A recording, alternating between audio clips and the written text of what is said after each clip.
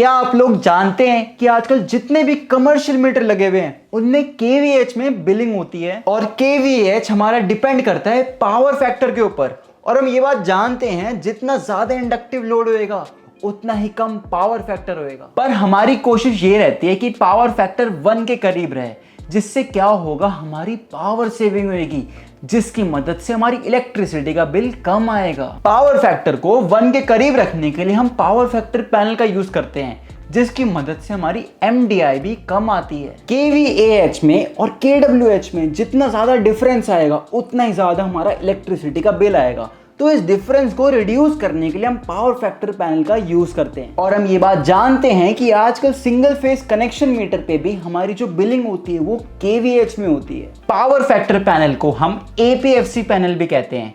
APFC की full form होती है automatic power factor control panel. और ये पैनल क्या करता है, ये कैपेसिटर्स को स्विच करता है इस तरह से कि हमारा जो पावर फैक्टर है वो 1 के करीब रहे, जिससे क्या होगा, हम इलेक्ट्रिसिटी की सेविंग करेंगे। और अब आपको राजा सर प्रैक्टिकली समझाएंगे कि पावर फैक्टर पैनल क्या काम करता है। नमस्कार दोस्तों, मेरा नाम है राजा अरोड़ा और हमारी कंपनी का नाम है कंट्रोल्स इंस्ट्रूमेंट्स इंडिया, जो कि दिल्ली में बेस्ड है। और हमारी कंपनी हर तरह के electrical panel, LT electrical panel बनाती है और ऑटोमेशन सोल्यूशन हम अपने क्लाइंट्स को प्रोवाइड कराते हैं। तो दोस्तों, आज हम बात करेंगे APFC पैनल के लिए, जो कि हमने अपने क्लाइंट के लिए बनाया है। तो बेसिकली ये जो पैनल है ये अराउंड 150 किलोवाट लोड के अकॉर्डिंगली बना गया है। जैसे कि आप जानते हैं कि जब एक हम कमर्शियल कनेक्शन की बात करते हैं और इंडक्टिव लोड की बात करते हैं तो बिलिंग जो है वो KVAH के यूनिट्स पे होती है। और जो KVAH और KWH के यूनिट्स के बीच में जो डिफरेंस है वो एक तरह से एक्स्ट्रा बिल अमाउंट के अंदर कस्टमर को पे करना पड़ता है। और उसी KVAH और KWH की रेशो को ही हम पावर फैक्टर कहते हैं। जैसे इंडक्टिव लोड की वजह से पावर फैक्टर डाउन होता है, उसी अकॉर्डिंग हम अपना पावर फैक्टर जो पैनल है उसको डिज़ाइन करते हैं, जिससे कि पावर फैक्टर और इम्प्रूव हो सके और बिजली का बिल कम आ सके। तो आइए दोस्तों, पहले मैं आपको अपने पावर फैक्टर पैनल के बारे में बताऊंगा। पहले हम बाहर से जानते हैं कि हमने इसमें क्या लगाया है और फिर हम इस पावर फैक्टर के अंदर चलेंगे। तो आप जैसे देख सकते हैं, सबसे नीचे हमने मेन स्विच लगाया है, MCC भी यूज़ किया है। और उसके बाद ये पैनल को ऑन ऑफ करने के लिए हम इस MCCB का यूज़ करते हैं। ये जो पैनल है ये हमने 12 स्टेप्स में बनाया है, 12 स्टेजेस में बनाया है, जिसके लिए एपकॉस की BR2100 BR2100 12 स्टेज की रिले हमने लगाई है। ये मल्टी स्पैन का voltage, ampere and frequency meter है, जो पैनल के अंदर के एम्पेयर, पैनल की जो कैपेसिटर्स हैं वो तीनों फेज में कितने एम्पेयर ले रहे हैं और इक्वल ले रहे हैं नहीं ले रहे हैं वो दिखाएगा। और ये इसके साथ हमने ऑटो एंड मैनुअल स्विच लगाए हैं। जब हमारे को इसकी फंक्शनिंग को ऑटो में कराना है या मैनुअल में कराना है, कई बार ऐसा होता है कि कोई प्रॉब्लम की वजह से हमें थोड़े टाइम के लिए जो कैपेसिटर्स हैं वो मैनुअल में ऑन करने पड़ते हैं, तो उसके लिए हम ये स्विच भी दिए हैं। जैसे कि आप देख सकते हैं, एक तरफ इसमें मैनुअल मोड है और एक तरफ इसमें ऑटोमेटिक मोड है। तो ये ऑटो मैनुअल स्विचेस हैं।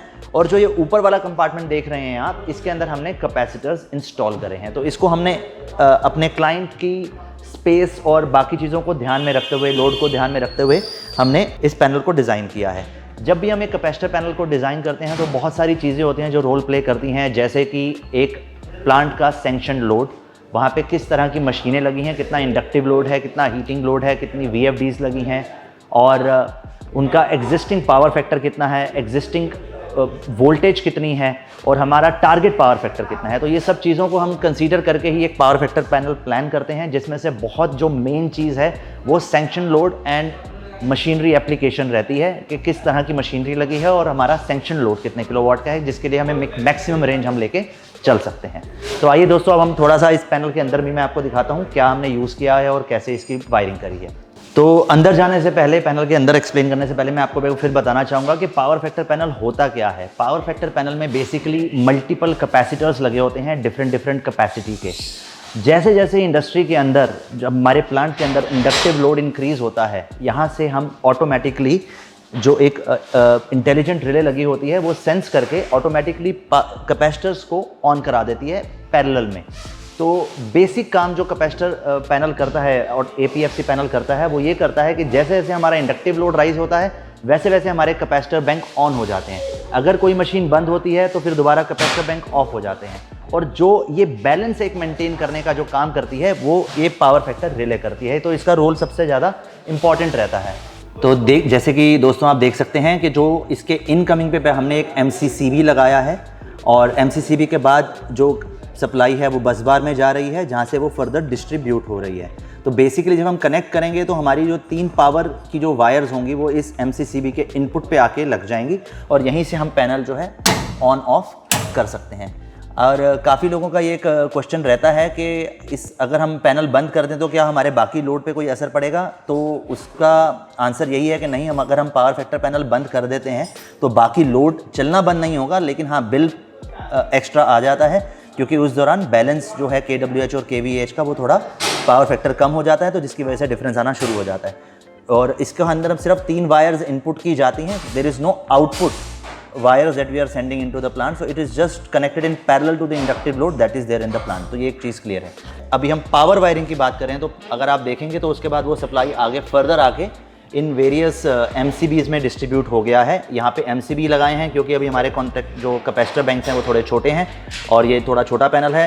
ये जो पैनल की हम बात कर रहे हैं ये अराउंड 150 से 200 kVAR का पैनल है और हमने इसमें 63 एम्पेयर तक के MCB लगाए हैं। और MCB से फर्दर जब सप्लाई ऊपर जाता है तो वो जाता है कॉन्टैक्टर्स के अंदर, जिनकी स्विचिंग जो होती है हमारी एक इंटेलिजेंट एपकॉस की रिले जो इसमें है एक इंटेलिजेंट रिले के थ्रू होती है जो सेंस करती है और अकॉर्डिंगली इन कैपेसिटर बैंक्स को, इन कॉन्टैक्टर्स को ऑन ऑफ कराती है। तो दोस्तों आप जैसे देख रहे हैं कि फिर MCB में सप्लाई जाता है, MCB से कॉन्टैक्टर जाता है और कॉन्टैक्टर की स्विचिंग जो होती है वो एक रिले के थ्रू होती है, जिस हमारे केस में जो एपकॉस की रिले है वो इन कॉन्टैक्टर्स को as per the load, as per the inductive load जब प्लांट में इंक्रीज करेगा तो ऑन कराएगी या ऑफ कराएगी जब घटेगा तो ऐसे ही इसकी स्विचिंग होती है और हम मैनुअल मोड में भी अपने बाहर से स्विच से कर सकते हैं। और इन कॉन्टैक्टर से आगे फर्दर जब हमारे ये कैपेसिटर्स लगे हैं, आप देख सकते हैं इसमें एक्स्ट्रा स्पेस भी है क्योंकि ये एक्सपेंडेबल पावर फैक्टर पैनल है। इसके अंदर हम कभी अराउंड 50-60 kVAR लोड हम ऐड कर सकते हैं फर्दर और इनकी स्विचिंग जो है कॉन्टैक्टर्स के थ्रू हो रही है। तो दोस्तों जब भी हमारी जो रिले है वो स्विचिंग कराती है तो यहाँ पे पावर फैक्टर जो है करंट पावर फैक्टर डिस्प्ले होता है और रिले जो है 100% पावर फैक्टर को अचीव करने की कोशिश करती है और अकॉर्डिंगली सर्किट के अंदर कैपेसिटर बैंक्स ऐड होते जाते हैं या सब्ट्रैक्ट होते जाते हैं। और उसी प्रकार से जो बहुत इंपॉर्टेंट चीज़ रहती है एक पावर फैक्टर पैनल के अंदर वो एक हमारी रिले की प्रोग्रामिंग रहती है, जिसके अंदर हम हर जितने भी हमने बैंक, जितने भी कैपेसिटर बैंक्स, एग्जांपल हमने ये 150 kVAR का पैनल 12 बैंक्स में डिवाइड करके बनाया है, तो हर एक बैंक की किसी की 5, किसी की 10, 15, 20 ऐसे मल्टीपल वैल्यूज़ हैं वो हमें इस रिले के अंदर फीड करनी होती है। और हम एक CT सेंसिंग रेशो भी एक CT भी लगती है जो सेंस करती है करंट को, उसकी रेशो भी इसमें जाती है। तो उसके बाद ये जो पैनल है एक्चुअल में अपना आउटपुट देना शुरू करता है। जब हम ये पैनल इंस्टॉल करते हैं तो कुछ समय के लिए हमें आपकी kWh और kVAH की रीडिंग्स की भी ज़रूरत पड़ती है, जिसको हम इससे स्टडी करके इसको हम फर्दर ट्यून करते हैं और अपना एक सेट पॉइंट जिससे हमारे को बेस्ट रिजल्ट मिले उसको सेट करते हैं। तो ये बेसिक जो मैंने आपको बताया है ये एक बेसिक चीज़ें हैं control panel, APFC control panel के बारे में। तो दोस्तों जैसे मैंने आपको भी पावर फैक्टर पैनल के बारे में बताया और मैंने आपको पहले भी बताया कि एक पावर फैक्टर पैनल का जो साइज़ है और जो डिज़ाइन है वो कस्टमर की एक रिक्वायरमेंट, स्पेसिफिकेशंस और बजट को ध्यान में रख के बनाया जाता है और वेरी करता है। अगर हम टेक्निकली बात करें तो स्विचिंग ऑन ऑफ करने के लिए हमने ये सिलेक्टर स्विच लिए हैं और ये स्विचिंग जो है अगर बड़े पैनल्स में हम जाते हैं तो ये पुश बटन के थ्रू भी हम होती ही है। और कई पैनल में, कई एप्लीकेशंस में हमें डी-ट्यून्ड रिएक्टर्स की भी ज़रूरत पड़ती है जहाँ पे हार्मोनिक्स की प्रॉब्लम रहती है।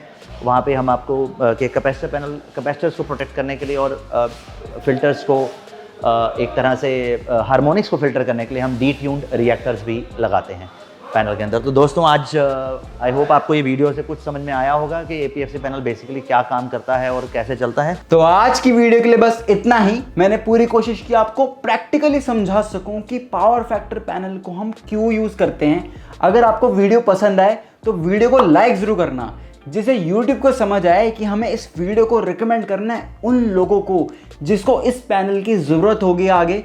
अगर आप चैनल पे नए हैं तो इस चैनल को प्लीज़ आप सब्सक्राइब ज़रूर करना और बेल नोटिफिकेशन भी ऑन कर देना, जिससे जो आने वाली वीडियोस है ऑटोमेशन से रिलेटेड वो आपके पास सबसे पहले आए। तो आज की वीडियो के लिए बस इतना ही। मैं आपको मिलता हूँ अगली वीडियो में। Thank you everyone.